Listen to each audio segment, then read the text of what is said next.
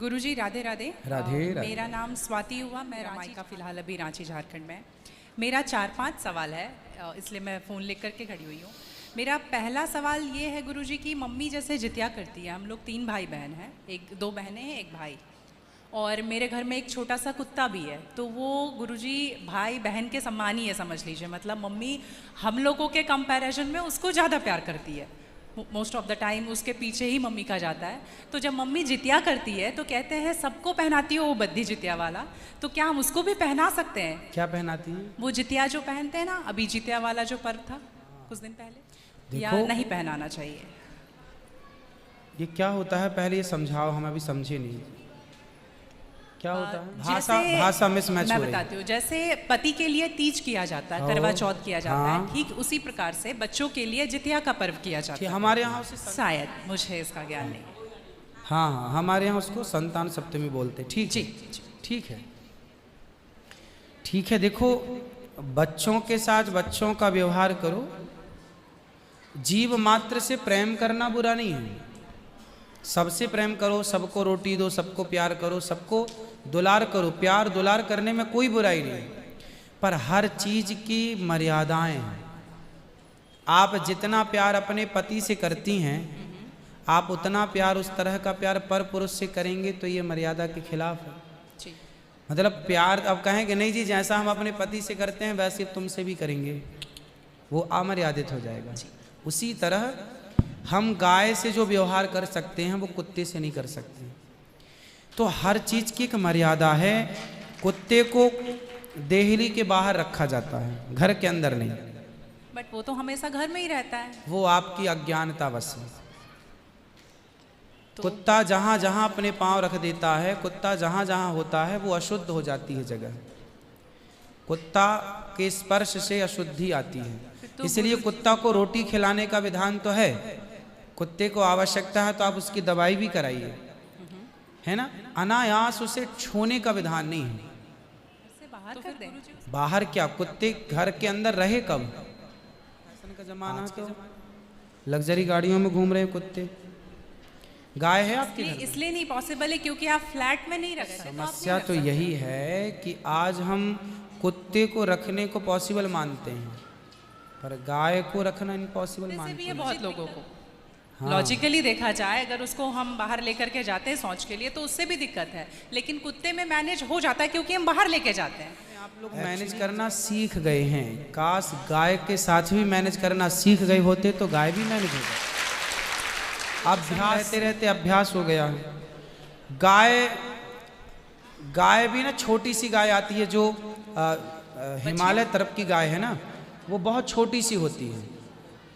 वो गाय यदि आप घर में रखेंगे तो वो आपके बिस्तर में सो सकती है, वो आपके संग खा सकती है। मतलब छोटी सी होती है, 1 लीटर दूध देती है वो, और इतनी प्यारी गाय होती है, इतनी सुंदर होती है। मतलब पूरे भारत देश की सर्वश्रेष्ठ नस्ल है वो, सबसे सुंदर सर्वश्रेष्ठ गाय। वो गाय सिर्फ कम दूध देती है। मतलब अपनी गौशाला में जितने छोटे छोटे बछड़े हैं ना, छोटे छोटे, मतलब सामान्य गैया का जो बछड़ा 1 महीने में होता है ना, उतनी बड़ी तो वो पूरी गाय होती है। मतलब उसे आप गोद में लेके जा सकते हैं। वो बच्चे की माँ बन गई है, लेकिन उस गाय को आप अपनी गोद में ले सकते हैं, वो भी गाय होती है।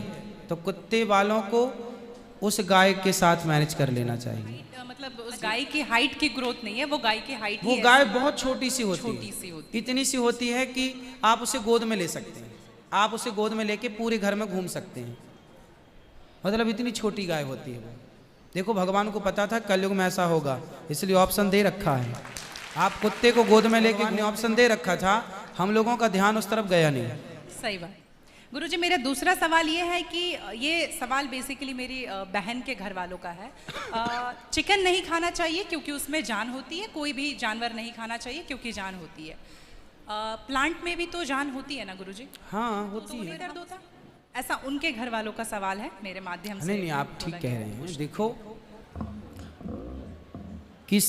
आप ना गेहूं को चबा जाइए जी, चने को चबा जाइए, दालों को चबा जाइए, तो वो रोती नहीं है, चीखती नहीं है, उसमें रक्त नहीं होता, हड्डी नहीं होती, मांस नहीं होता, वो चीखती नहीं है, चिल्लाती नहीं है। है ना। पर आप मुर्गी को मारिए तो वो चीखेगी, चिल्लाएगी, भागेगी, खून है, हड्डी है, मांस है ना। एक्चुअली सिद्धांत है ना, देखो इतने सारे मर्द हैं, लेकिन इतने सारे मर्दों में एक मर्द ऐसा है जो आपका हाथ पकड़ के रह सकता है, आपका हाथ पकड़ के घूम सकता है, कोई कुछ नहीं बोल सकता, क्योंकि वो आपका पति है ना। समाज ने आपको इजाजत दे दी, आपकी मांग भर गई, मंगलसूत्र आ गया, अब समाज ने स्वीकार कर लिया कि ये मर्द, ये पुरुष अब आपका पति है। अब आपको दूसरे पुरुषों के साथ देखा गया तो आप अच्छे नहीं माने जाएंगे। तो जैसे समाज ने एक पुरुष के संग, एक स्त्री के संग इजाजत दे दी, शास्त्र ने इजाजत दे दी कि आप इसके साथ रह सकते, ये लीगल है, उसी तरह आपको गेहूं, चावल, अंकुरित अनाज चीजें, दाल, चावल, सब्जी, रोटी खाना लीगल, वेद ने आज्ञा दे दी, ये खा सकते हैं, आज्ञा नहीं दी। नारी पराये मर्द के संग, पराये पुरुष के संग घूमेगी तो समाज उसे ठीक नहीं कहेगी। उसी तरह हमें शास्त्र आज्ञा करते हैं कि हमारे ठाकुर जी, हमारे राम फल खाते हैं, हमारे राम फल खाते हैं, दाल, चावल, साग, सब्जी, बादाम, काजू ये खाते हैं। तो हमारे राम, हमारे कृष्ण खाए, मतलब वेद ने आज्ञा दे दी कि आप ये खा सकते हैं, ये खाने का पदार्थ है। मांस शेर के लिए है, बिल्ली के लिए है, कुत्ता के लिए है। क्या आप कुत्ता हैं?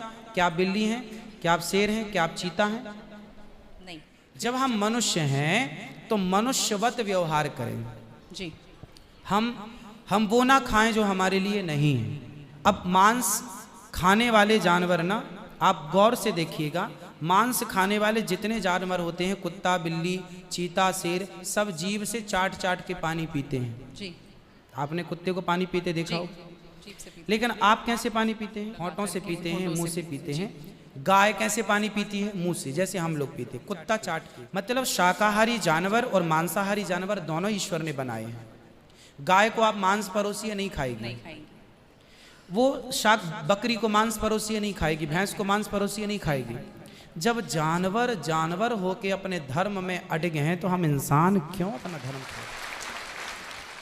जो मांसाहारी जानवर होते हैं उनको आप ध्यान से देखना, उनके पाँव में नाखून होते हैं, जबकि शाकाहारी जानवर के खुर पाए जाते हैं। जैसे गाय का खुर होता है, बकरी का खुर होता है, भैंस का खुर होता है, जबकि चीता का, शेर का, कुत्ते का, बिल्ली का।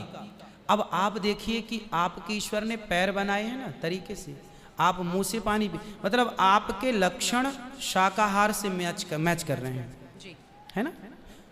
बिल्ली के, कुत्ते के यहाँ कैनाइन दांत बड़े बड़े होते हैं मांस फाड़ने के लिए, आपके नहीं है।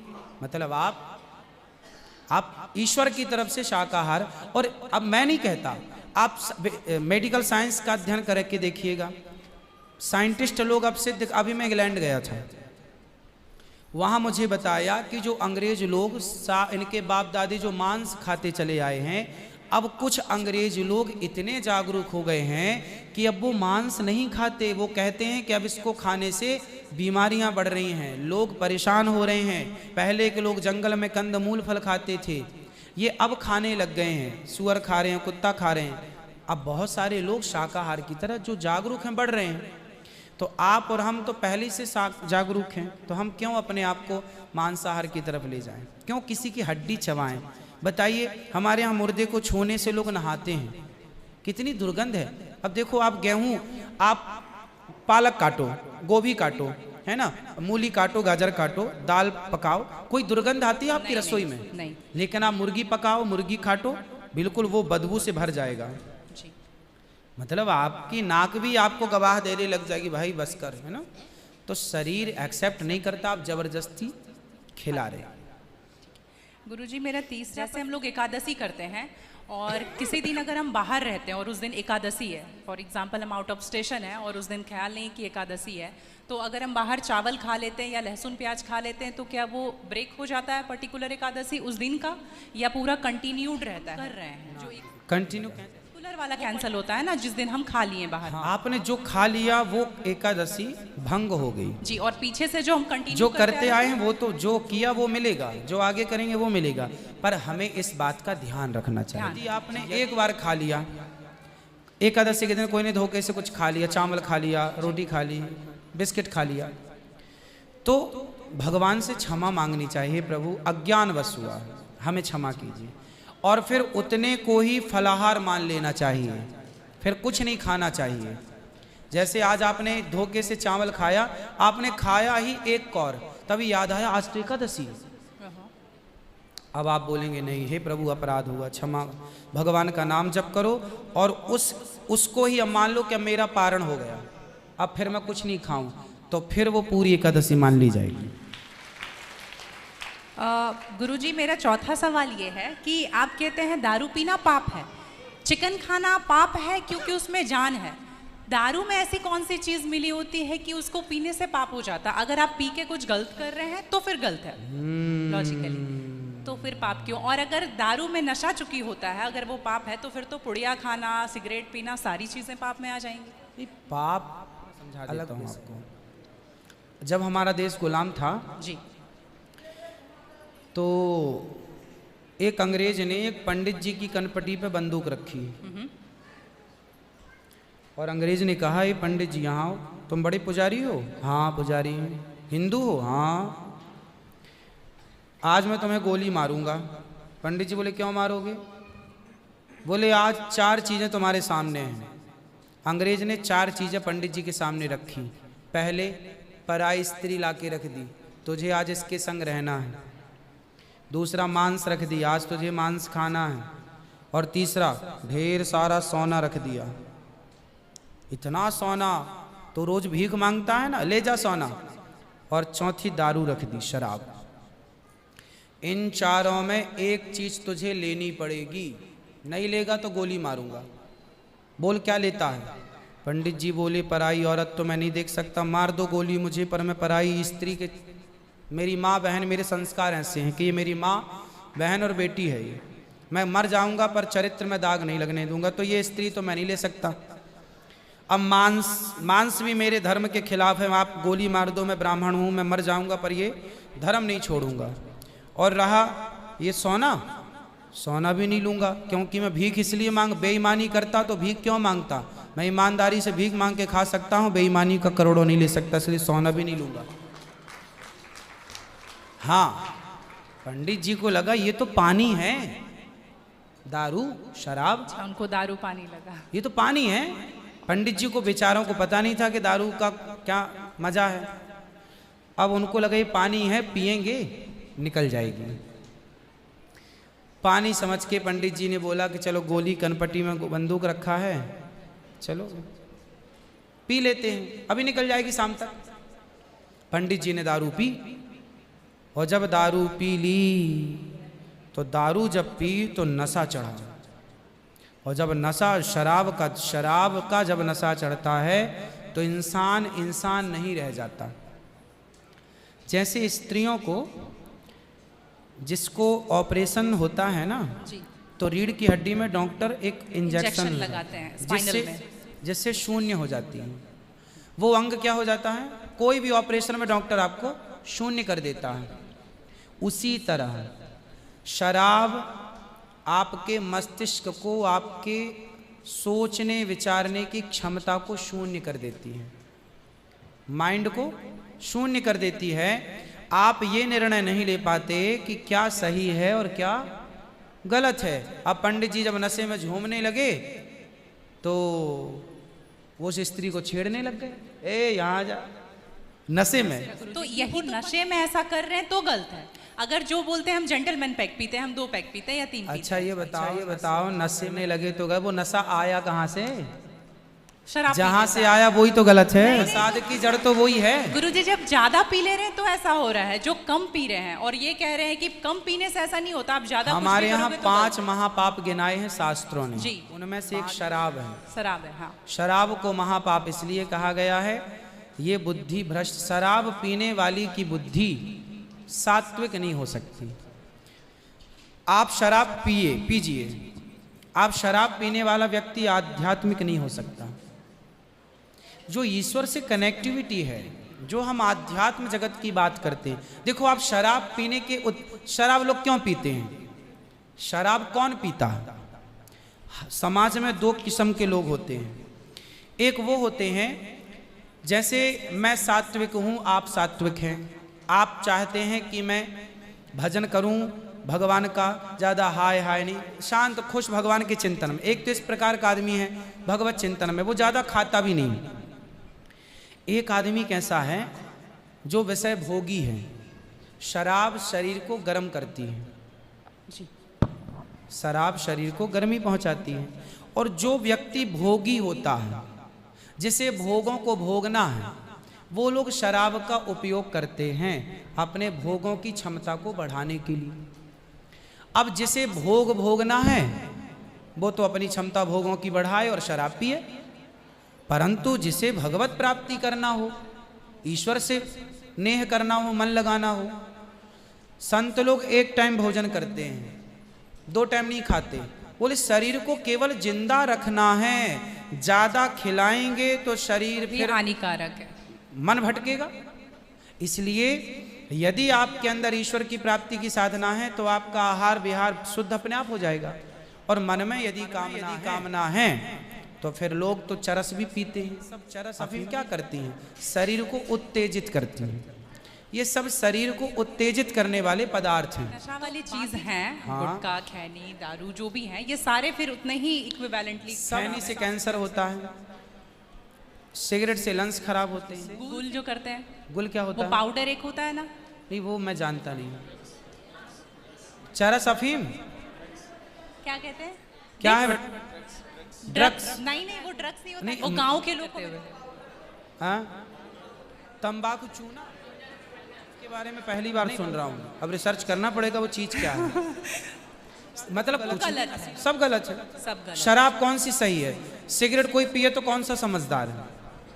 आप खैनी खाएं, गुटखा खाएं, अब कौन सही? इसे कौन कहे? मूर्ख ही सही कहेगा, खाने वाला ही सही कह सकता है। तो मतलब सब अलग विषय हो गया। नहीं गुरुजी, आप कहते हैं कि शराब को पाप माना गया है, बाकी ये चीजों सारी को चीज पाप खराब हो ही जाएगी। शराब के नशे को पाप माना गया है, बाकी चीजें गलत हैं। ठीक है, महापाप में शराब को लिया गया है, बाकी चीजों को गलत। सही कैसे हो सकती है खैनी और सिगरेट और बाकी चीजें? महापाप में शराब को गिना। देखो, एक होता है महापाप, एक होता है पाप जी। महापाप 5 प्रकार के हैं, पाप अनेक प्रकार के हैं। तो पाप है, गलत है, ये सब चीजें गलत हैं, शराब महापाप है। आगे गुरुजी, प्रश्न आपके माध्यम से ये बुलवाना है, बहुत सारे लोग खच्चर पर जाते हैं केदारनाथ, और वैष्णो देवी भी जाते हैं खच्चर पे। अगर आप देख रहे हैं तो अभी रिसेंट का वीडियोस देखे होंगे, तो उनको चरस पिला करके लेकर के लोग जा रहे हैं। किसको? खच्चर को जी, एक नाक बंद करके एक नाक से पिला रहे हो। और आपको यहाँ पे बहुत सारे लोग एडमायर करते हैं, इवन 11 मिलियन लोग एडमायर करते हैं। अगर आप ये बोल देंगे कि आप धाम जाते हो तो जाओ, लेकिन पैदल जाओ, इनका प्रयोग मत करो, तो मेरे लिए बहुत अच्छा होगा, क्योंकि हम बहुत ज़्यादा ही एनिमल लवर हैं। तो ये देख करके लगा था मुझे कि कभी आऊँगी यहाँ तो आपके साथ। जब तीर्थ यात्रा पर वहाँ केदारनाथ बद्रीनाथ जाते थे तो इस उद्देश्य से जाते थे कि अब वापस नहीं आना। पहले के लोग जाते थे इस उद्देश्य से कि अब वापस नहीं आना, वहीं भगवत धाम में चले जाएंगे। आजकल इसलिए आज के ज़माने में तीर्थ इत्यादि जवानी में ही कर लो। माँ बाप को समय है, पाँव हाथ चल रहे हैं तो करा दो, भजन करो मस्त जवानी में, बुढ़ापा किसने देखा।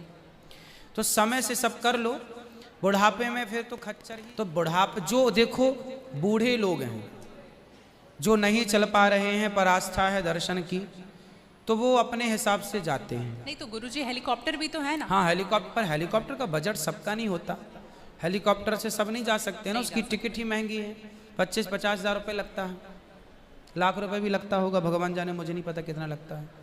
अब सामान्य आदमी आएगा वो तो 1000-2000 दे के जाना चाहेगा।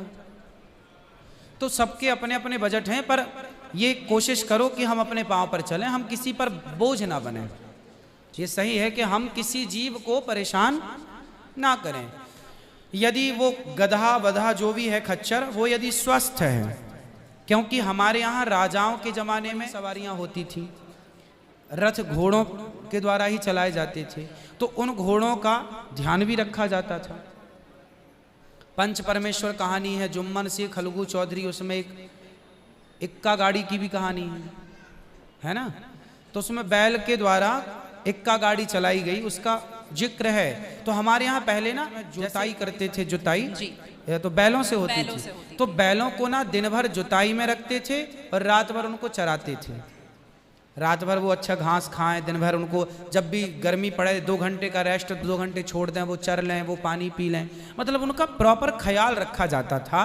आज कुछ लोग क्या है, पैसे कमाने के लिए उनका ख्याल तो रखते नहीं है, लेने के चक्कर में ना उसको भरपेट खिलाते हैं, ना उसका पानी का ध्यान, ना खाने का ध्यान, तो वो कमजोर हो जाता है, मर जाता है कई बार। वही प्रॉब्लम है गुरुजी, वो 5-5 बार चढ़ाते हैं और आने के टाइम पे पूरा पाँव टूट जैसा जाता है और फिर उसका ध्यान नहीं रखते। उसकी खिलाई पिलाई हो और एक समय होता है, यदि जवान है तो उसको उपयोग में लिया जाए, बूढ़ा है तो उसको रिटायर कर दिया जाए। अब बूढ़े गधे के ऊपर भी लोगों को बिठा कर ले जाएंगे तो एक हर व्यक्ति जानवर हो या इंसान हो, हर जवानी सबके साथ होती है और बुढ़ापा भी सबके साथ होता है।